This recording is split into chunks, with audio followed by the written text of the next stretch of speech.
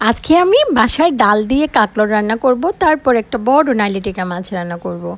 আসসালামু আলাইকুম বন্ধুরা, কেমন আছেন? আলহামদুলিল্লাহ, আমি তো ভালোই আছি। এই তো আমি ফ্রিজ থেকে একটা বড় নাইলেটিকা মাছ বাইর করছি, কেটে পরিষ্কার করে ভালো করে ধুয়ে রেডি করে রাখছি। এখন আমি এক চুলায় ভাত রান্না করতেছি, এক চুলায় কাঁকরোল, পেঁয়াজ কাঁচামরিচের সাথে কাঁকরোলটা একটু ভেজে নিছি।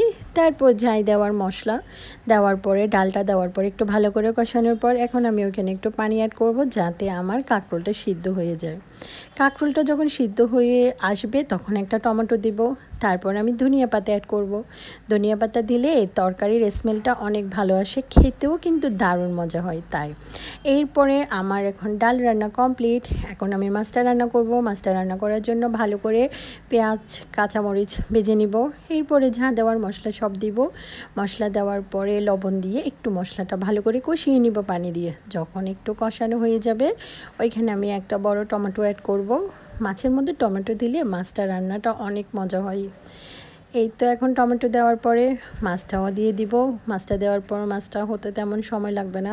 সবাই তো অনেক ভালো রান্না করতে পারো, আমি যেরকম বাসায় রান্না করি ওইটা আপনাদের সাথে শেয়ার করতেছি। যারা যারা আমার ভিডিওটা দেখতেছো, পুরো ভিডিওটা দেখার জন্য সবাইকে অনেক অনেক ধন্যবাদ।